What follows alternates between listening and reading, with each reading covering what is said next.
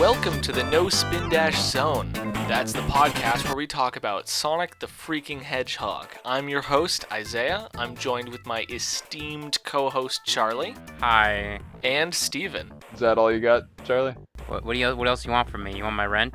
Well, that sounds like personal information. You are behind on your rent, Charlie. You have to give him your rent. Fix the door first. I'm Steven. And Steven is here. So this week, we are playing a Sonic Spinball, or we did play Sonic Spinball. I think we've established that during the podcast we frequently play the game. We should have introduced it as the No Spinball Zone. The No Spinball Zone, which is a play on the No Welcome Spin to the Pro Spinball Zone Welcome podcast. to the people who are better at Sonic Spinball than anyone else. I'm your host, the guy who can't get past Zone 2. We are the only professional Sonic Spinball for the Mega Drive players. Literally no one has ever played Sonic Spinball before us just now. The game didn't sell very well. The game, do we have metrics on how well the game sold? I'd imagine it did fairly well. It was a Sonic game in the early 90s. Yeah, I mean, so it should be noted there was also a Sonic Spinball for the game Gear. Yeah, but I think they're pretty similar. Yeah, so this was the first time two Sonic games came out with the same name and they felt like the same game. Like, obviously there are huge differences, but clearly there was some like synchronization going on. Yeah, the level designs are very, very similar. Welcome to the No Spin Dash Zone, the only podcast with me in it.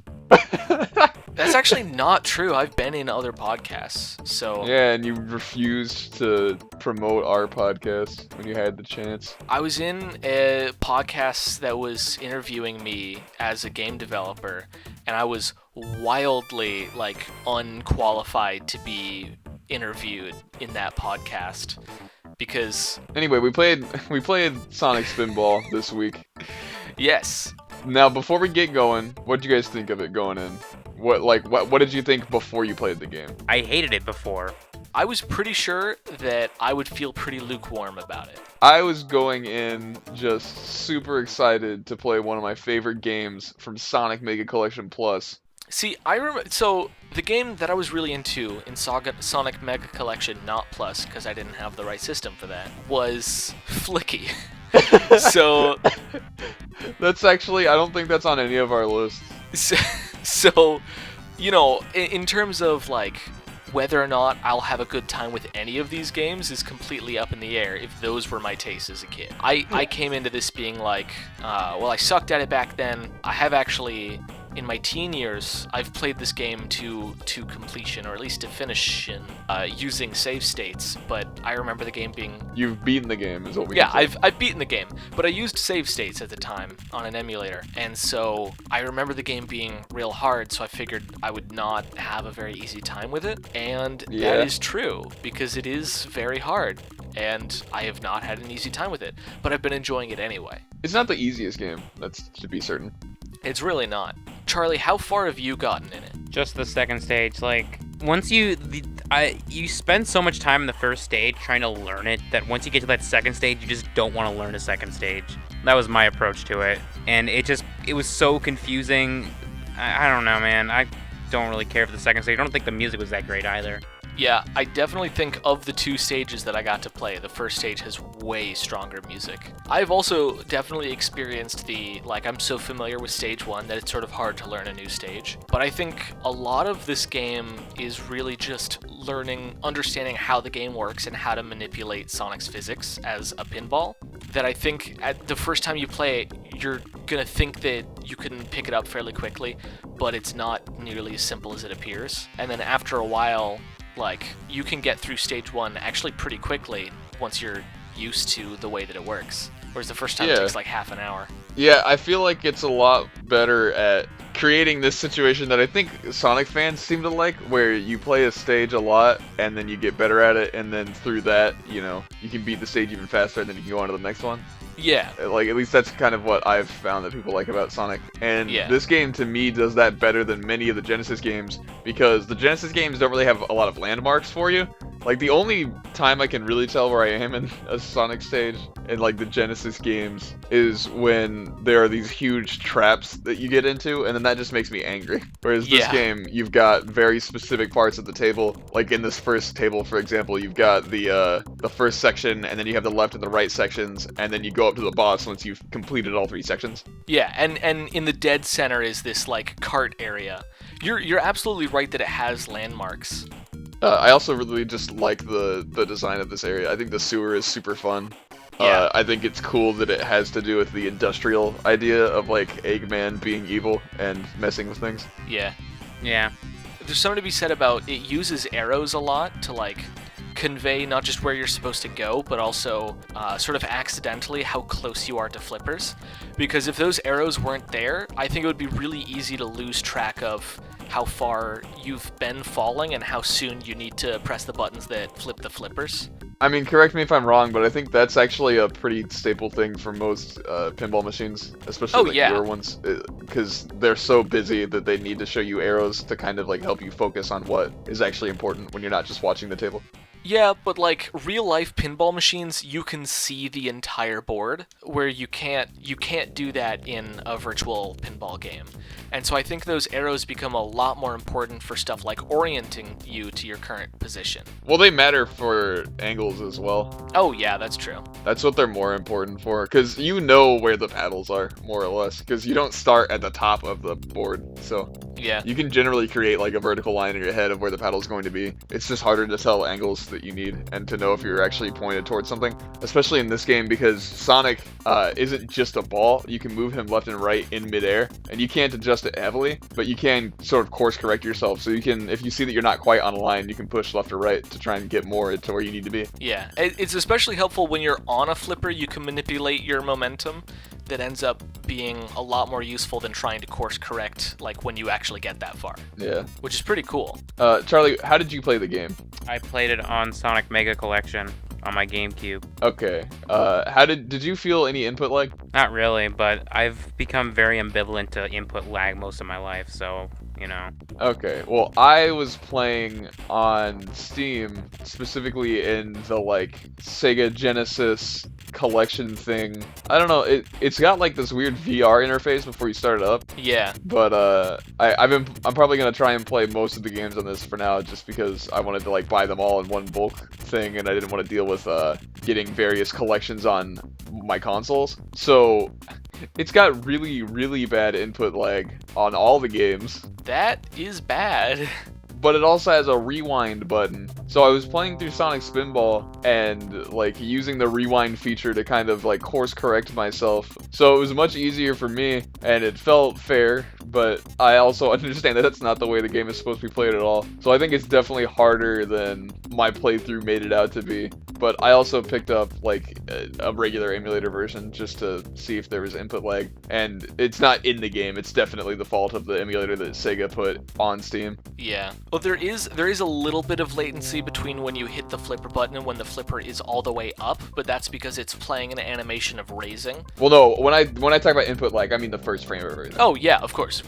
And there's no issue there. But yeah, I think when you have input lag and like rewinds, it sort of becomes a very different game. Well, obviously, but like I wasn't using the rewind constantly. I was just using it whenever I would screw up like an angle, and it would like send me into an enemy, and then immediately slam my guy into like a hole when I wasn't even trying to aim there. Yeah, that still happens sometimes without the input lag, for the record. No, I can tell you right now, it would not have happened nearly as much with me. I have no doubt that it's way worse with the lag, but there's some situations in this game where I get instantly killed and I don't feel like I should have been instantly killed.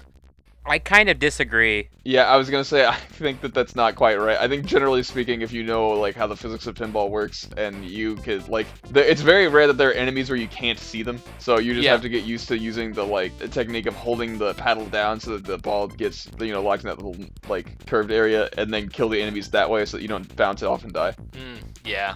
Well, the way I see it is that the game is kind of structured in a way that there is a safe zone if like the ball goes straight down the middle, which, you know, is always an issue in pinball because you can't do anything. But like the kill zone for you is usually like if you just don't hit the ball as it slides down the paddle. So it kind of shows you that's your fault, but it helps you when it's like not necessarily so. Yeah, well, it does that in stage 1. Yeah, that is only in stage 1. But later stages also do away, for the most part, with the enemies that shoot you directly downward. Oh, yeah. The enemies are in slightly different places that are less likely to do that to you, and then they do take away that little safe zone, except for, I think boss fights generally have a safe zone. That's kind of why I just only want to talk about the first stage, because I just feel like the rest of it's just not as good. But There are actually some really cool things later on that I think are worth talking about, especially the music in general. I really like the music of this game. It has that Sega Genesis really angry industrial feel to it. Yeah. It feels like it has way grosser instruments than other Sonic games, but Yeah, it's like the ooze. yeah, but the like actual song is like real good for stage 1. I think like all of the music in the game is really fun, but there are only a few tracks. I think there are 5 stages in the game. I'm not sure. I know I didn't beat it when we played this time, but Yeah. I'm gonna look it up. I would have already looked it up, but I've just been playing the game. Wait, you said you've already looked it up? No, I look this stuff up by the time we get to this point, but I have been playing the game constantly. Charlie, what was your favorite part of the first board or table, I guess, as they're called, pinball? That's a good question, because I don't think there's really anything I specifically like about it.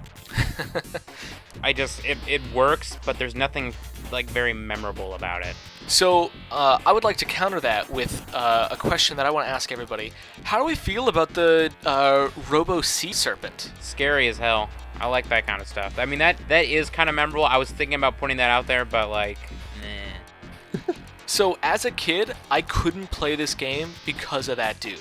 That was probably why I didn't get super into the game, because I got to that dude and I was like, no, actually, I've decided to play something else. You never like die to him though, because you're always gonna jump before he gets there. You don't. The other thing is, if you don't jump, he like tries to eat ya, and then you're doing that thing where you're like holding his mouth open with your hands and feet, and you gotta tap buttons really quickly to get out. Yeah. So it's like, you won't die to this dude. But as a kid, I did die to that dude. And then I stopped playing for a long time. I find that funny because as a kid myself, I always liked that because it gave me a second to not deal with any of what else was going on. But when I played this time, I never like was on the platform long enough to have to deal with him. And it's very generous with the hitbox on it, because if you jump at all, it misses you. Yeah. Well, it is, so you gotta remember, number 1, Kid Me was a wimp. Number 2, regular me is a little bit of a wimp still. But also, like, they have pretty scary, like, music playing. They have, like, very loud, like, gross-sounding instruments that are, like, panicking, you know? Yeah, because it's, like, fun and intense. Well... There are, in fact, 4 stages, by the way. Go on. There are 4... Oh, so you were on the final stage. Yeah, in my game, I was on the final stage. I didn't beat it, but I was on the final stage. Alright.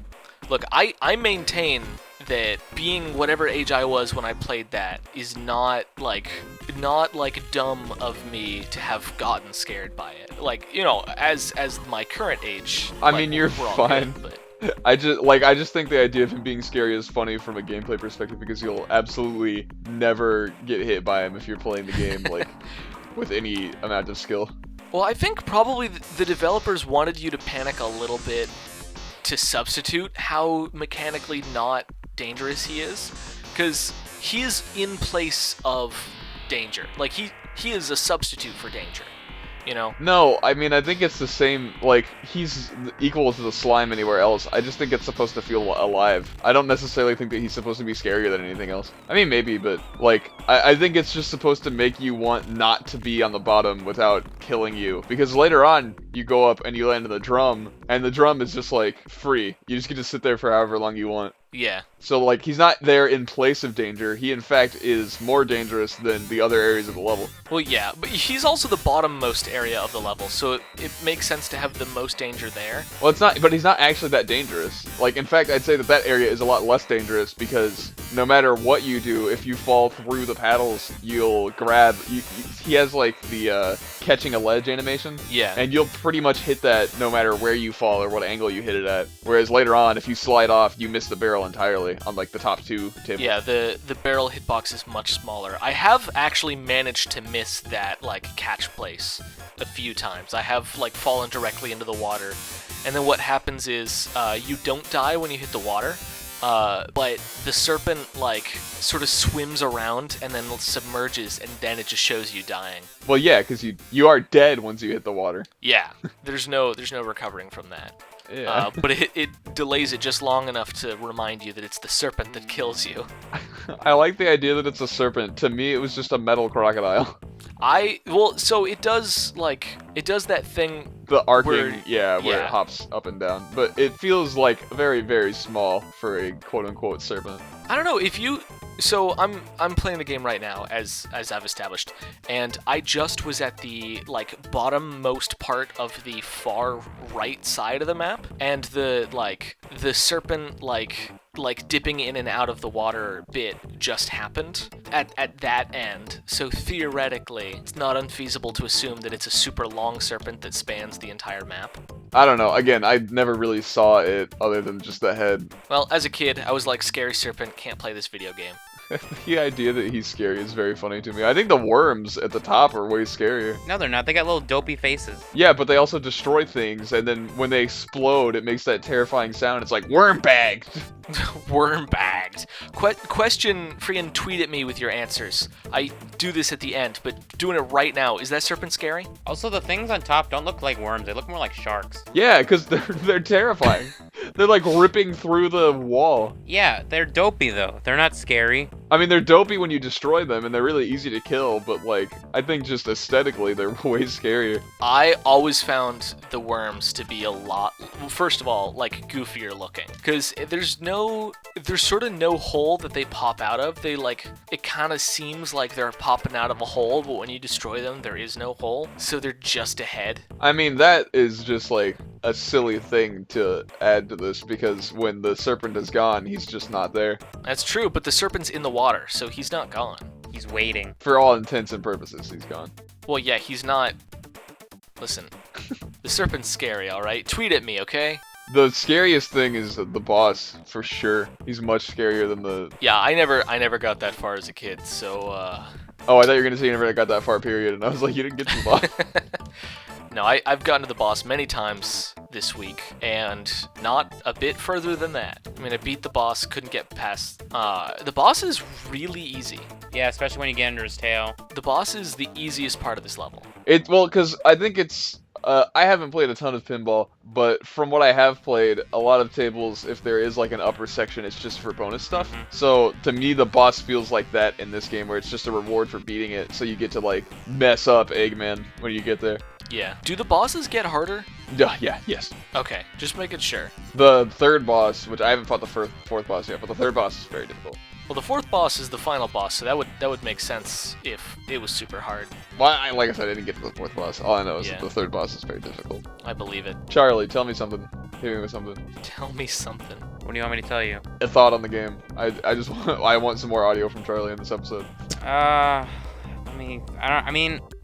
Actually, there's something there is something I want to talk about. Like, after the stage, you get to go to a little bonus stage, which looks like it's meant for the Game Gear, and it's like, you hit these capsules, and then you release the people from the Saturday morning cartoon. Yeah, like Princess Sally jumps out. Yeah. Bunny Rabbit, Rotor the Walrus. So that Tail. bonus stage is really cool for a number of reasons. Number one, there's the, like, Saturday morning cartoon tie-in, which is just like... solidifies that this is just a Western developed game.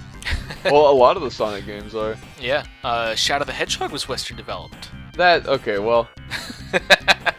Maybe a bad example. Yeah, this game came out in November in the US and the EU, and it didn't come out till December in Japan. Oh yeah, crazy. So the other thing that's cool about it is it has more of a 3D effect. Like, I'm not going to use those words that make Stephen very upset to describe this effect. It's got Mode 7, guys. It doesn't All right. even have anything that looks like Mode 7. It But go on. really doesn't have anything close to Mode 7, but it's got a bit where the like machine is angled slightly. Yeah, it's just good pixel art. Yeah, it's just good pixel art, and the farther up the ball gets, the smaller the sprite used to depict it. And it's got like really good feeling physics, and also the like not safe zone between the flippers is like way larger. Well, yeah, because this is like a classic pinball table. Yeah.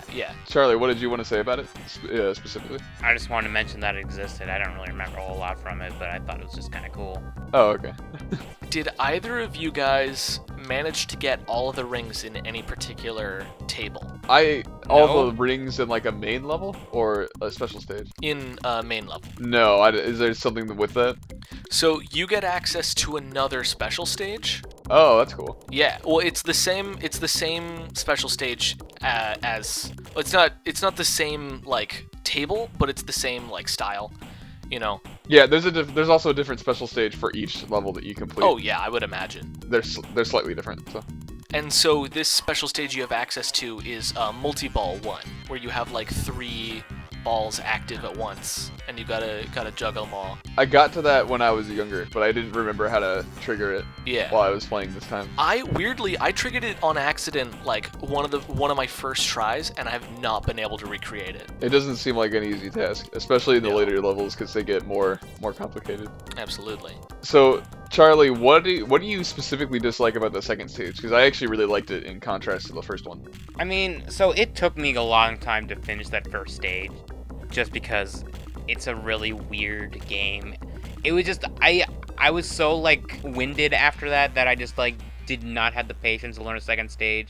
And obviously it doesn't have that safety buffer that you mentioned, so it just kind of, it wasn't really working for me.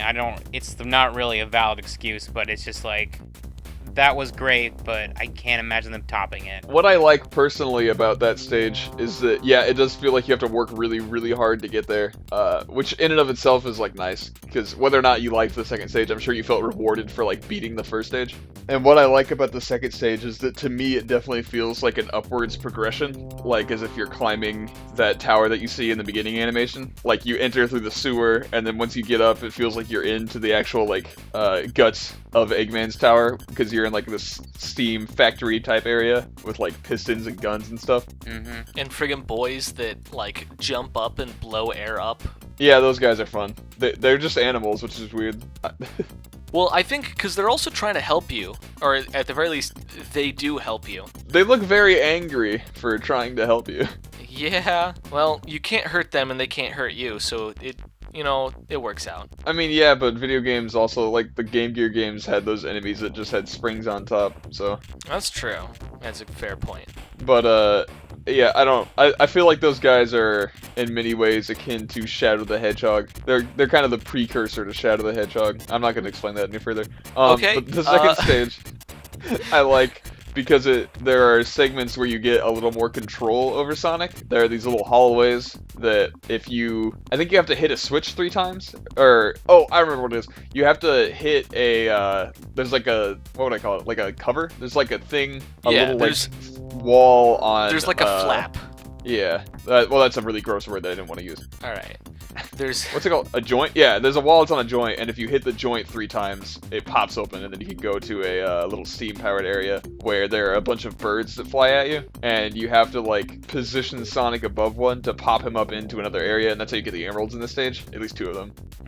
And I really like that room because it kind of feels more like you've got full control over it, and then you go between that into the various pinball tables that you need to do to complete the stage. Yeah, and you can travel through that to basically choose which pinball table you want to go to, which is nice because in the first stage, in order to travel to a pinball table, you had to traverse through a different pinball table. Well, I mean, you still have to do that either way, but in this yeah. one, if you're not done with an area, you can turn around if you need to. But I don't think there's any reason to necessarily. I don't think there's anything you need to do in the leftmost table. Yeah. But I can't really remember, and I'm not playing right now because I don't want to use my keyboard. It's too loud. Oh yeah. But yeah, I like the second stage, and then the third stage has a lot of cool gimmicks. I was really confused about it. I want to double check and make sure that I'm talking about the third stage, not the fourth stage. So if you guys want to talk about something, go ahead while I'm looking this up. There is one other thing during the bonus stages that I want to mention, which is you can see Sonic's hands controlling the flippers when you hit the flipper buttons, his hands move, like, as well. And also, Sonic's eyes follow the ball as well. You can see Sonic in the reflection of the glass. Oh yeah, it's a really nice effect. His eyes move, which is very cool. It's one of those, like... It's one of those details that they could have just not done, but it makes the game, it makes that stage a lot more fun as a result, because it just feels a lot more cohesive, for lack of a better word. Yeah, what I was saying earlier though, in the third stage, there are these paddles that if you know how you can hold the paddle down to like keep Sonic in one place? Yeah. If there's machines that if you do that, and you hold it for a second, they start raising you up Ooh. to different places. And I really liked those. I didn't realize how they worked before though, but Summer, my girlfriend, was sitting next to me, and she was telling me, like, she was like, there's a thing up on top, because the screen has little titles on it for things that you can do or that you did do to get points. Like, that's Yeah. where Worm Bagged comes from. That's the only thing I ever remember seeing up there. They also say stuff like Cluck Alert when a Cluck spawns. That's great. the other one.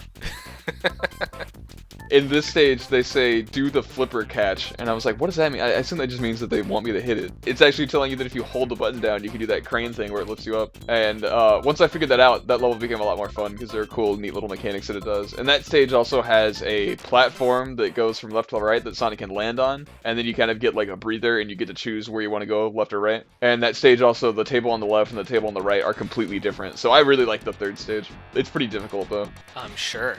If it's anything as difficult as the first stage.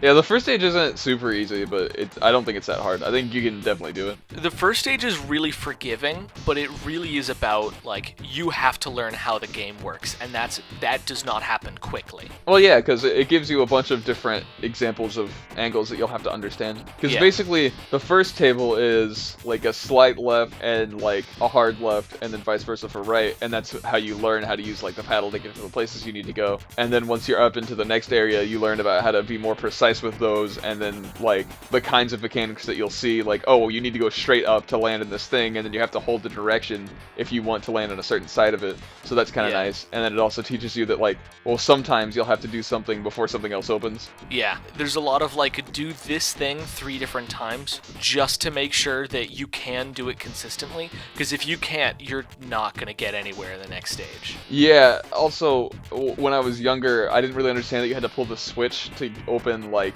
a gate to get the emerald. And it's Oh, especially yeah. weird because I think the way it works is that when you open the switch on the left, you have to push right to get to the left side, which is a little confusing. But Yeah. playing it now, it was pretty easy to understand once I saw that, like, the whole table was connected, because when I was younger, it kind of just felt like I was teleporting. Mm-hmm. But now I'm paying more attention to the backgrounds and stuff, because that's just what I like about these kinds of games. And it's easier to see what's going on if you're just paying close attention. This is a game that you'll do a lot better, a lot more quickly, if you have a good spatial understanding, because the whole board is connected the entire time, and it doesn't feel that way at first, but after a while you get familiar with the level, and it becomes very clear that that's exactly how that works. Yeah, and I think that's super cool along, like, with stuff like the first emerald that you have to get by going to an upper table and then jumping back down to the first one. It kind of teaches you that the things interact in a neat way. Yeah. Especially if you find out, like, if you see the emerald draining, you're like, oh, I wonder where that is. And then when you go down, if you for some reason don't use the drum to get back to the first emerald, if you go to the top of one of those tables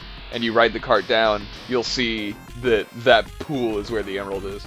Yeah. I think that's really nice. And I do like that emerald is also pretty much the third emerald you collect. So it's like it's the first emerald you see and the last emerald you collect, or at least the last emerald I collect. I always grab it first if I fall into if I fall on the drum, I just always go and grab it. Okay. I just go all the way up to the top, and then I ride the minecart to get the first 2 emeralds, and then I go up there a second time, and I fall, like, through to get it. I always just grab it by the first time that I fall off of one of those tables. I am going to see if I can do that, because it didn't seem to me that was a way that I could do it. Wait, so you're telling me that you did not grab it by taking the drum and just pushing it to the side? No, that never occurred to me. That's funny. It is pretty funny. Like when I first landed that drum and I pushed left and right because I was wondering if I could move, and I could. I was like, well, then there's got to be something if you can move. So then I just moved Yeah. to the far side, and I was like, oh, cool, that's how you get the emerald. I was not nearly as experimental. Yeah, I've learned that. Getting that emerald is the only emerald of the 3 where you have to return to the center board directly afterwards. The other 2 make it seem like that's the direction that you can go, but you can just turn around and get closer to the next emerald as a result. Yeah. But that's the only emerald where you actually get taken to the start. And so if it's the last emerald that you get, then the level design sort of organically circles you back to the beginning of the level, which is just neat design to be like, yeah, you were here earlier, and now you're a stronger person. So, Charlie, what do you think specifically about the game's mechanics, like the controls and stuff? It's the best of both worlds, I guess. It doesn't feel like it's a Sonic game. I mean, it feels like a Sonic game. It doesn't feel like a pinball game, which is great because pinball games on video games aren't that exciting. And the fact that you can have a little bit of control as Sonic really makes it more of an experience that you're in control of. And I don't feel like, oh, well, this is just a video game emulating a pinball machine and it just feels wrong. No, it's not like that. You don't use the spin dash that much, but it's kind of nice that you can do it. It's like playing Sonic 1, but it feels a little clunky and the sound effects are off, but I think that kind of helps it, the feeling a little lumpy and having the sound effects be a little weird, because it makes you, for one, encourages you to play the pinball more than wanting to run around as Sonic. And it also kind of feels like a pinball table where you hear these wacky weird bells, because all the effects are physical frequently. So you hear these weird bells and you hear these ringing sounds and stuff like that. And in this game you hear the Genesis version of that, which is these crunchy, grindy, computer noises. Genesis had a lot of gross sounds. Yeah. It was a good time. I also like how you mentioned that it still feels like Sonic. It reminds me of playing the pinball stages, the casino type stages, except it's way, way better because you have a lot more control. Whereas in those games it feels kind of like the things that you bounce off of hit you so hard that you're not going to be able to play around with them that much. Mm-hmm. But in this game, Sonic, being able to move Sonic in midair is certainly something that you couldn't really do in a real pinball machine. So I think this game takes kind of full advantage of its media. Absolutely. I also think if you took this game and removed your ability to slightly change the trajectory of the ball, it would be unplayable. Yeah, it would certainly be unfun. It would be a lot less playable. It would be a much worse game. And so I think that's a very obvious advantage it has over other pinball games. But I also think as a result, it's designed sort of philosophically differently from other pinball games, because you can course correct so they can design with that in mind. And that's why they're able to have stuff like bosses where they are all right, well, now try to do a very small amount of platforming in order to hurt this dude. Yeah, I really like it. It really feels like a reward, the boss fights do, instead of a pain in the ass at the end of the level. Yeah. It's kind of fun to just roast Eggman. Even in the ones that are harder later on, it's still you can kind of find little weird exploits, and those are really fun. And I think the exploits are always the very first boss, he has this stinger, I guess. It's like a scorpion tail type thing. Yeah, he's got a scorpion tail type thing that extends above him and fires below him, but there's a little gap, and if you get in that gap, then you can bounce between his soft spot and the tail and just get stuck and do a lot of damage. And that was very clearly designed that way.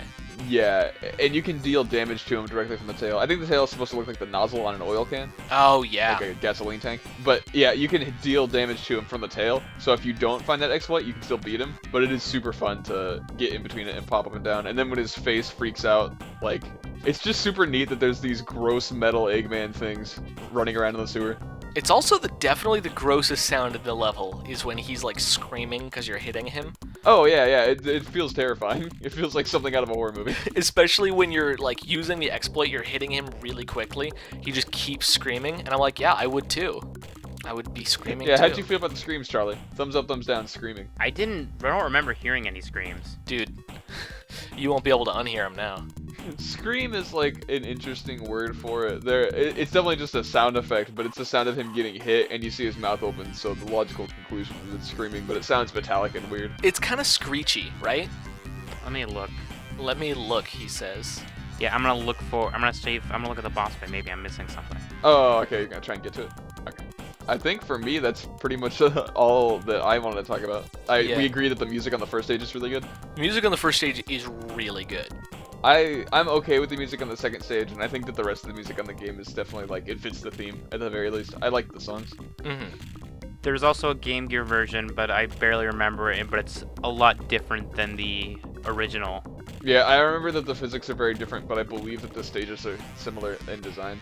And I think that's, like, kind of the most important part. So it feels like more of just a downgrade as opposed to anything else. It had an opening cutscene, though. I guess the Genesis one had one too, but, like, it doesn't play as automatically. Yeah. So I wasn't as aware of it, you know? The Genesis one has a cutscene that plays if you're idle for a while, but the Game Gear one plays as soon as you start the stage. Right. And it's pretty much the same cutscene, but, like, lower fidelity. It's awful, honestly. I can't picture it, but I definitely remember it. So the music's also definitely worse as well. Not just because it's Game Gear music, but I think it's written worse as well. Oh, right. Now I remember what you're talking about. Yeah, that high-pitched screeching. Yeah, I gotcha. Yeah. So they do have, I don't know if either of you went into the options at any point, but they have for the Genesis version, they have a ball speed which is normal and fast.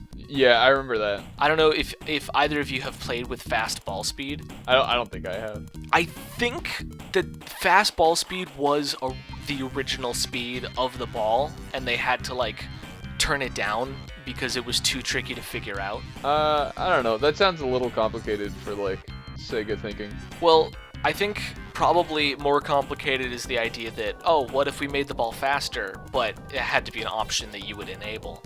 Nah, because they've already proven that there are really, really weird options in Sonic games. Well, the other thing is, the physics feel, like, real good in this game.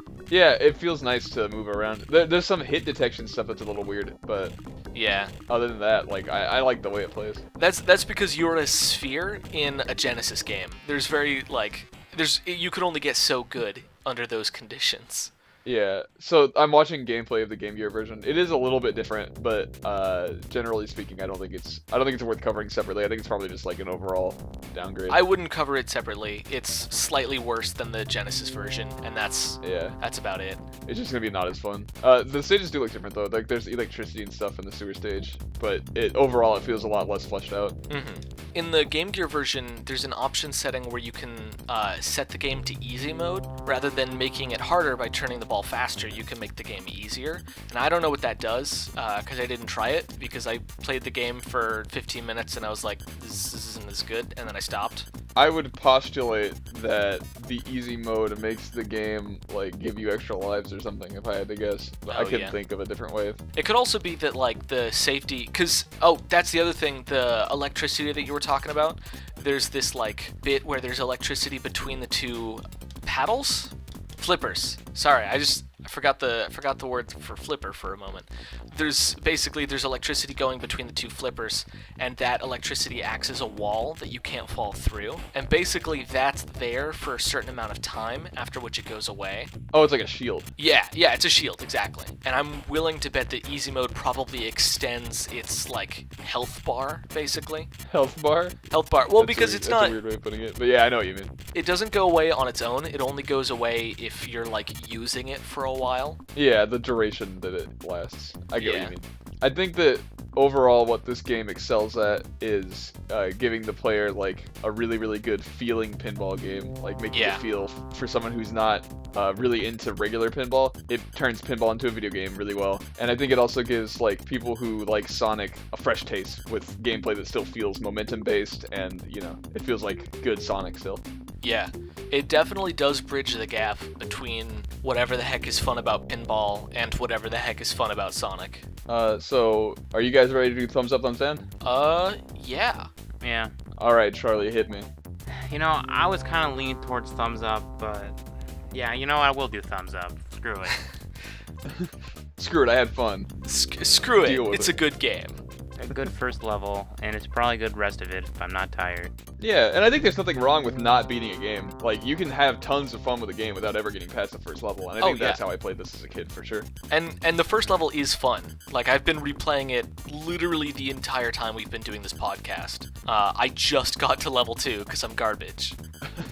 It's not like the first Sonic game for the Genesis where, like, Green Hill Zone is kind of fun, and then you get to Marble Zone and you're like, oh, ew. And then it, like, retroactively hurts Green Hill Zone. Yeah. So, I'm going to give it a thumbs up. Yeah, I'm thumbs up for sure. I knew I would be going into this game. Honestly, I feel like I was a little biased towards this game. I don't know if it's been clear, but I really like the weird games that still feel well designed, and this game certainly hits that mark. Yeah. For sure. I actually, so while playing this game last night, I had an idea for like a video game. I immediately pitched it to the guy I make games with, and he was like, "No." So I'm probably gonna make it anyway. Oh boy. Which basically, I was like, "What if pinball but dumb?" And he was like, "I hate it." And I was like, "Fine. I just won't tell you." So where would you guys put this game on the rating? Would it be like above or below the original Sonic? Oh man, Above. I'm above. I'm also above. All right, now above or below Sonic 2? Ooh, it's below Sonic 2, but like I have more fun playing it. I think. Okay, well then that's silly. I think Sonic 2 is a better game. No. This is your rating. This isn't like you're not looking at the Metacritic reviews. Well, this might. Well, I always go on the internet and see what other people think in order to formulate my opinion. That's silly. No, that's a joke. I don't do that, but many people do. I have really good vibes about this game right now, so I'm gonna say probably better than Sonic 2. Yeah, I think that I would put this game, for me, it would be right beneath Sonic CD and right above Sonic 2. Yeah. Because I really like I think Sonic CD's flavor helps push it above this game, but I think this game's gameplay is just so tight for, at the very least, the first level. I like the rest of the levels, but you guys haven't played them very much. Mm-hmm. But I think that its gameplay really holds it as being incredibly fun. I think if I were better at Sonic 2, it would be higher. I think that's I don't know. I don't know, maybe. I mean, I guess if you're so good at Sonic 2 that you can avoid the weird level design, maybe. But See, that's my thing with Sonic CD is why I can't like that game as much as the others. But you don't, like, Sonic CD gives you the tools to, like, not have to deal with its level design really easily, whereas Sonic 2, you're kind of, like, walls are put in front of you constantly. Yeah. I don't know. For me, Sonic CD felt, like, very rich in, like, set pieces, whereas Sonic 2 doesn't. Like, yes, Sonic CD's levels are kind of weird to get around, but there's fun things around every corner in them, whereas in Sonic 2, it's just like, here's some spikes in the wall, and here's some enemies in the floor, and here's an empty hole.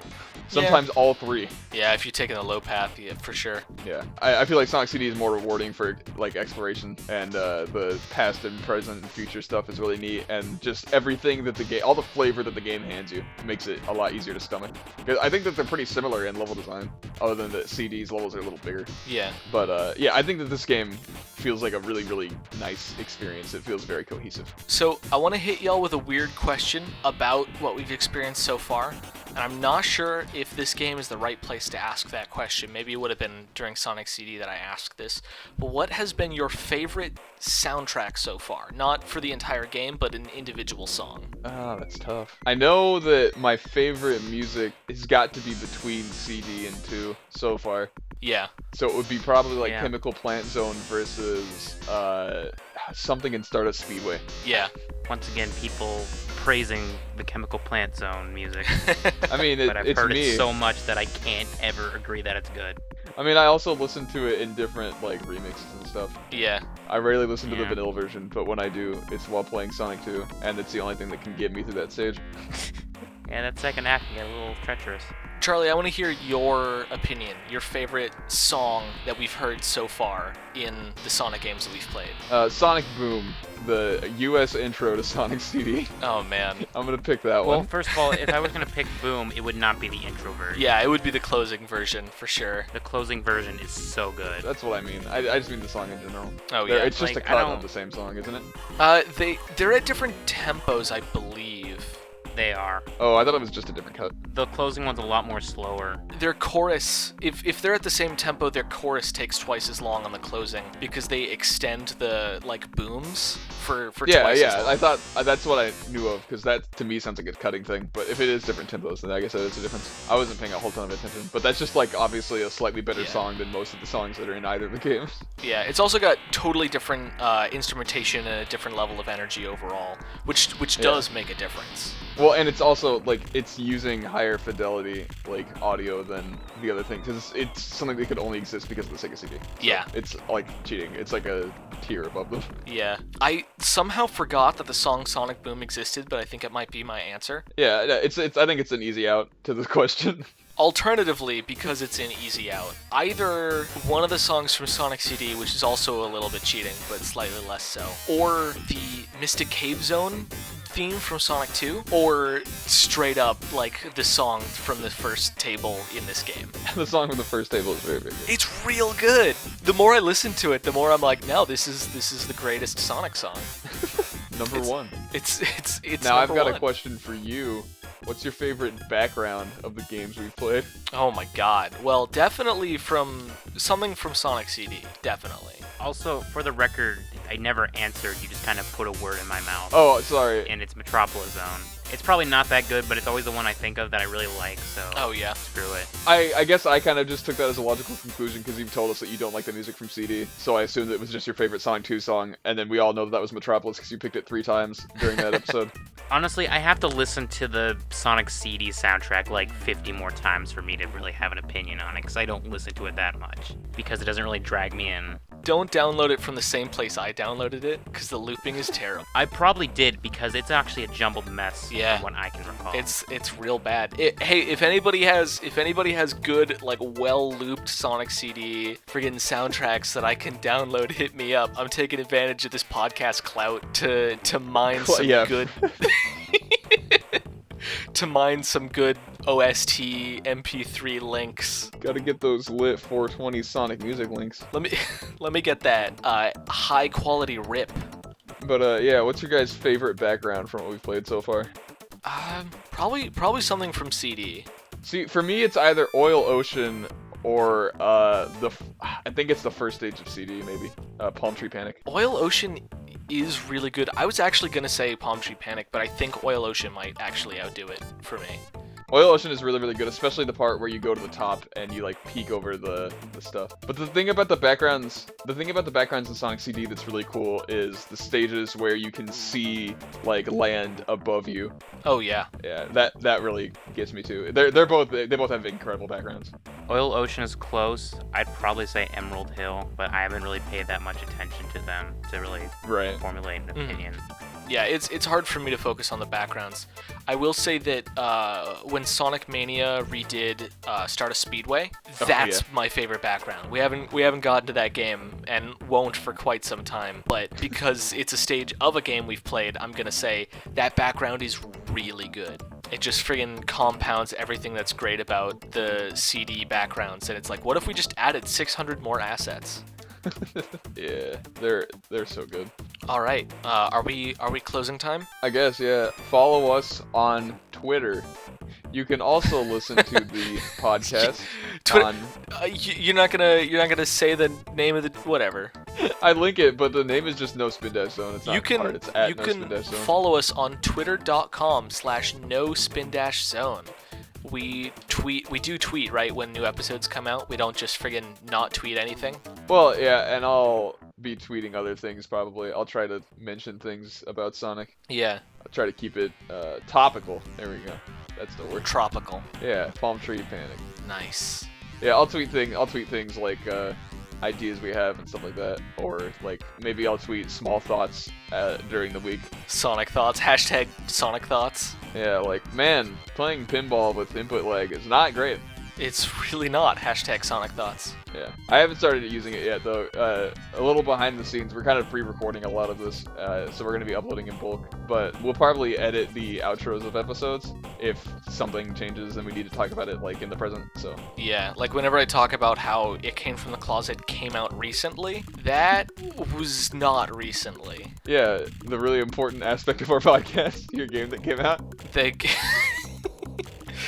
You can also follow me on Twitter at twitter.com/IsaiahGames. I sometimes tweet about video games. I sometimes tweet about developing video games. I mostly tweet bad jokes. So you can tweet at me or at our official podcast whenever I ask a question about what your thoughts are. And that's the Twitter account. If not the official one, that's the Twitter account you use to friggin' tweet at. Yeah, if you want Isaiah in particular to see it, let him know. Yeah, that's because my name is not easy to spell. That's ISIAH Games. Yeah, it's ECA. ECA Games.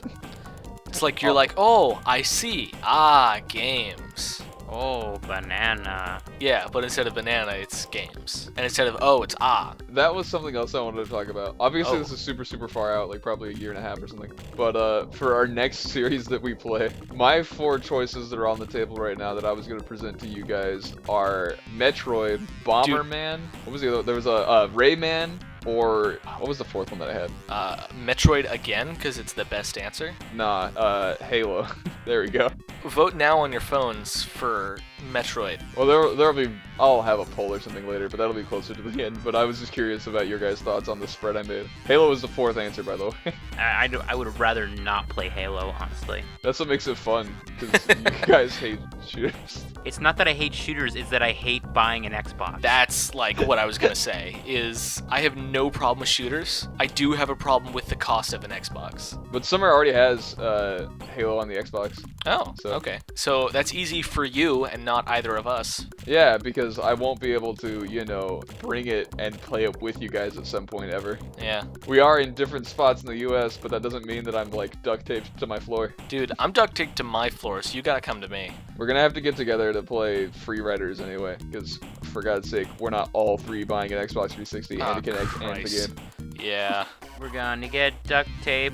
Duct tape. Oh, that was actually the other game. That was the other game I wanted to pitch to you guys as a bit, but there's a series of like Disney duck related games. Oh my god. Like the DuckTales game for SNES, and then there's Goin' Quackers for the N64, and there's a bunch of other stuff. There was a DuckTales remaster. Wait, yeah, the Steam one. Yeah. I don't know if that's any good, but you know. But yeah, I was gonna pitch to you guys the Duck series of games. The Disney Duckiverse. Yeah, the Duckiverse. I was curious for my 2 co-hosts, which of these games is most appealing to you? Metroid, 100%. Very easy. Like, no competition. It's Metroid. Alright, Charlie? It was Metroid, Bomberman, Halo, what was the other one? Rayman? Metroid, Bomberman, Halo, Rayman, yeah. Rayman. I myself am quite partial to Bomberman. I was looking up stuff about Bomberman, and it's a very rich series. It's a series, alright. So I guess it's cool that we're all at odds, because that means that if anyone does vote, then it will really be up to that. Vote now on your phones. Don't stop saying that. Don't vote now. Vote right now. Vote mentally in your head. Go to Pretend it counts. strawpoll.me/ Stop. You can just vote in the comments. / Isaiah sucks. I don't. Can you Go No. to @Isaiah Sucks on Twitter to vote. go to now. Oh god. Now that's gonna be in a Twitter account. Yeah, I'm gonna make it. Jesus. Don't do that. That So we'll will hold. You can follow the podcast at @Isaiah Sucks. that will hurt my feelings if you do that. So don't. I'll just tweet out a poll with like a friggin' 400-day limit on it. You should tweet out a poll like when we're almost done with Sonic in like Yeah, 2 that's what I years. meant. That's why I said stop telling people to vote. I'm not gonna set up a friggin' poll until then. Vote. Don't But forget, feel free to discuss voting is anything you important. want, or even talk about. People sacrifice their lives to give you the right to vote, and you're not going to vote right now on your phones. I thought you said you weren't gonna get political on the podcast. I I don't know. Anyway, goodbye. I don't know. Goodbye. That's the end of the Everyone podcast. have a nice night. Yeah. That's the end? Bye, I guess. Bye, Charlie. Bye. Well, are we all leaving, or was it just me? Goodbye. No, we're all leaving. It's just you that's leaving. Guys, don't tell Charlie that we're gonna keep doing the podcast. Steven Let's and go. I are still on the podcast. It's just Charlie that left. Oh. Bye, everybody. Bye. We'd like to thank the LAG Network for making our episodes available on platforms like iTunes, Google Play, SoundCloud, Stitcher, and lots more. If you're listening on YouTube and you'd like to keep up with our episodes on one of these audio platforms, just search for the LAG Radio Network and follow their feed.